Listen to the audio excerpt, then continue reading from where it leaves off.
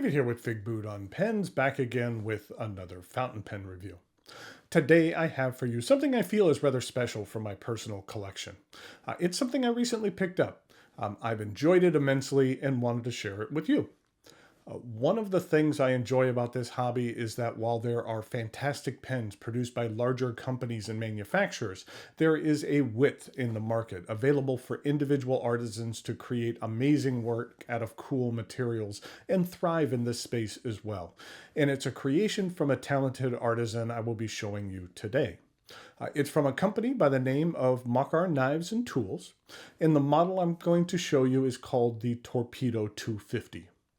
What I'm going to do today is go over the parts and features of the Torpedo 250, talk about what I care for and what I don't care for about it. I'll show some measurements, size comparisons, and provide a writing sample.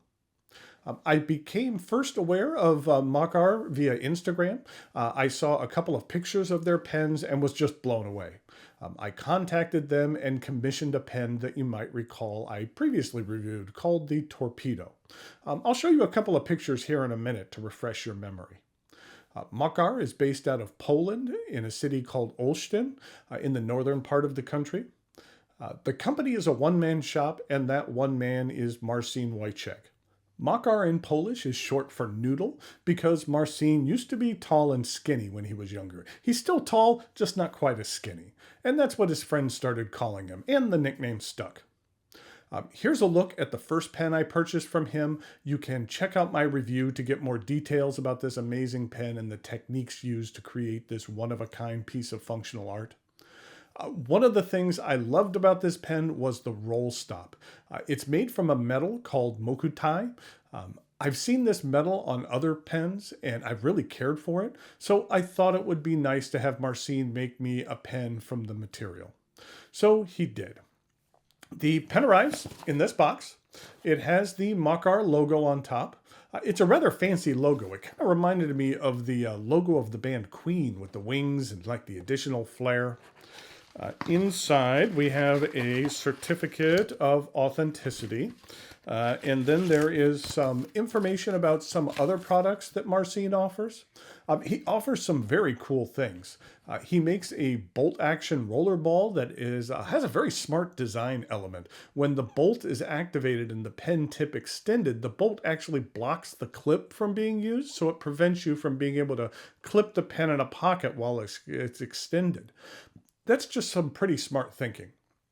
He also makes things like bit drivers. There is a very neat design element that incorporates Morse code. You can customize the rings near the back to say something like your name. You know, I really love hidden symbols and meanings like that. He also makes knives. Here's one of his models with a more traditional Morse code element. This knife was made for a customer named Greg, and Greg is what is written in Morse code on the handle. Okay, let's take a look at this pen. It comes with this nice leather sleeve debossed with the Makar logo, and then inside we have a pen. This is the Makar Torpedo 250, and as the name would imply, it has a torpedo shape. The pen is made from Mokuti. Now, if you're not familiar with Mokuti, it is titanium Damascus. Damascus is a technique where metal is bent and folded and twisted in order to create intricate and cool-looking designs. In the case of Mokuti, that metal is titanium, hence Mokuti, with Ti being the elemental abbreviation of titanium. The titanium is also dyed in the process, and the end result can be amazing. Here's what a cross-section of a rod can look like. There are an endless number of patterns that can be created by manipulating the metal during the creation process. This rod here is rather straightforward with layers rather than lots of twisting and folding. You might hear this material referred to as Timascus. Timascus is actually a trademarked brand, and then Mokuti is a more general term used to describe the technique. This is an expensive material. It has a high price due to the amount of work that goes into forging it. On top of that, machining this material into a pen involves higher tool wear compared to a regular titanium due to the alternating alloys and varying hardnesses of the material. A standard foot-long rod made for making a pen can cost around like $500 to $750, depending on the intricacy of the pattern. Let's take a look at the parts and features of the Torpedo 250. The top of the cap comes to a point. I will say that the tip looks sharper than it really is. The very tip is rounded off well. The end portion of the cap is smooth and has some neat twisting pattern. Then we get into the tactile patterning on this pen, which is this pebbling, which are indentations of various sizes. It makes for a very interesting look that I love. In varying light, it can bring out a wide variety of colors. The cap is straight and clipless, which I feel was a good decision for this particular model. At the end of the cap, there is a pseudo band where it is engraved with the company name. The transition from the cap to barrel is very smooth. And then we have one of my favorite features of the pen, which is this roll stop. It's surrounded by a ring of mother of pearl, and it really creates a nice visual accent to this pen. I also really like the placement of this roll stop on the barrel. A roll stop is more commonly placed on the cap, but having it on the barrel makes a little bit more sense. If you set the pen down while it's uncapped, then the roll stop will still do its job. If it were on the cap, then that wouldn't be the case. I thought that that was an element of a thoughtful design by Marcin. The barrel is straight. I like how some of the pebbling gets gradually more subtle as it extends down the barrel. At the end, it tapers down to a point, matching the one on the cap. The cap twists off in 1.5 rotations, and underneath we have a number 6 size Bach titanium nib. I believe these titanium nibs are available in either fine or medium. I think the purplish blue coating on this pen matches the color of the rest of the pen really nicely. And the fancy engraving looks nice as well. And here's a look at the plastic feed. The section begins with a ridge which steps down and it's covered in pebbling. Now up close this looks like it might be uncomfortable to grip, but it's not. The surface really provides an interesting tactile feeling in your hand, and you're able to maintain a solid grip. At the end of the section is one of my favorite additions to this model, which wasn't on the previous pen I purchased, which is this cool ink window. During the creation process, Marcin sent me a video asking if I liked it. Adding the varying sized holes had just come to him, so he thought he would give it a try. That's one of the cool things about working with a custom pen maker is you're buying a custom pen, which can be made to your specifications. Marcin will actually send pictures and diagrams during the design process to ensure that the pen meets your personal tastes and preferences. On the first pen I purchased from him, the section was a bit thin for my personal tastes, so the one on this new pen was made a bit thicker. This is a cartridge converter pen. It accepts standard international cartridges and a converter is provided. While titanium should be non-reactive when in direct contacts with ink, due to those ink window holes, eyedropping this pen would be unwise. Makar pens are only available from the company website. Marcin will also, from time to time, make things available via Instagram. If you want to see some very cool eye candy, then I would recommend following him. I'll put a link below to his site as well as his Instagram page in the notes below. Now, on a custom pen like this, the price will vary depending on the options you choose. A pen like this made from standard titanium would run you around $600. With this pen being made from a pricier material, understandably the price also rises. This Mokuti or Mokuti model will set you back around $1,200. And that's not inexpensive, but what you are receiving is a unique, handmade, custom piece of functional art made to your personal specifications. For models like this and most of Marcin's other pens, they're one-of-a-kind creations. No two pens are going to be the same in regard to the dimpling or pebbling pattern. It's something unlike any other pen in my collection, other than my other pen from Marcin, and I care for it greatly. I have not regretted the purchase at all. Okay, now it is time for some measurements, size comparisons, and a writing sample.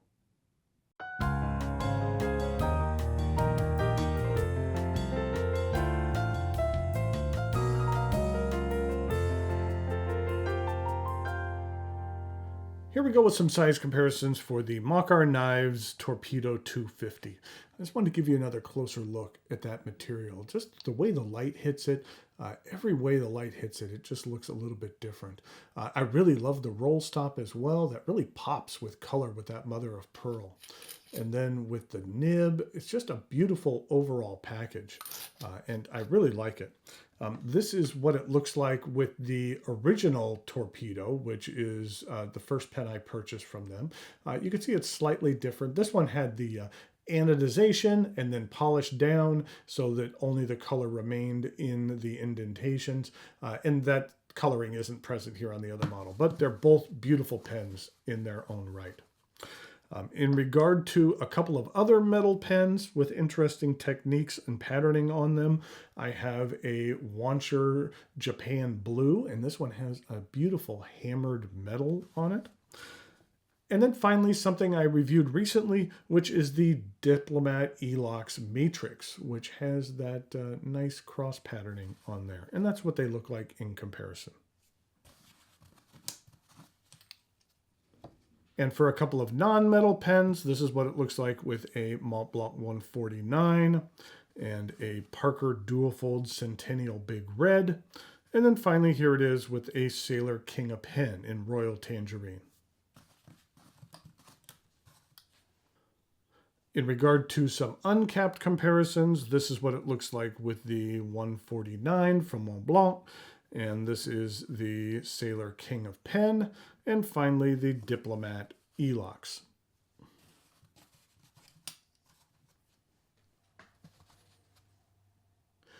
Oh, and before the writing sample, I wanted to show you that ink window as well up close. That's just pretty cool and amazing. And I like how the holes are varied in sizes. It just adds another cool element to this pen. But in regard to the writing sample, we have the Makar Knives.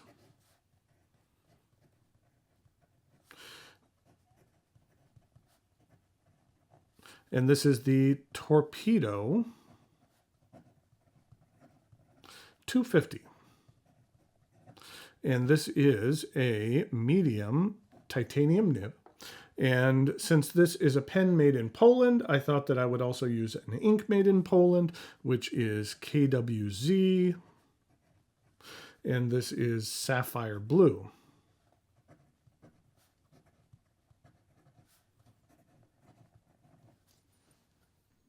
This is what the ink looks like. It's a really nice blue with some nice shading to it. It's available exclusively through Galen Leather. This is what it looks like in comparison to Krishna Peacock Blue.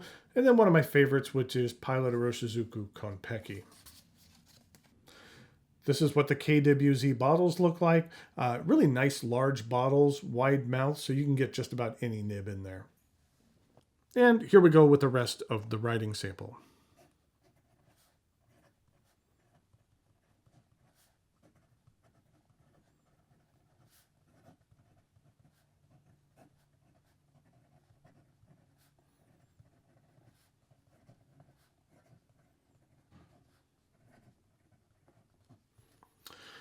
This is a titanium nib. I will say titanium nibs aren't necessarily super smooth. You can get a little bit of flex out of here. It's not super flexy.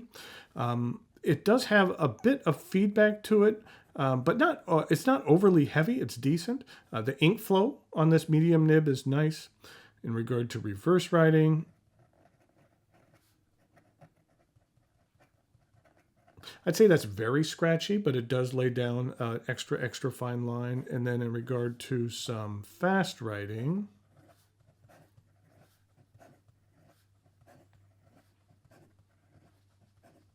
the feed keeps up just fine. So here we have the Makar Torpedo 250. I just think that this is a very cool pen, and I just really like everything about it. So I encourage you to check out the Makar website as well as his Instagram feed, or even if it's just to check out some really cool eye candy. Until next time, thanks for watching, and I'll talk to you later.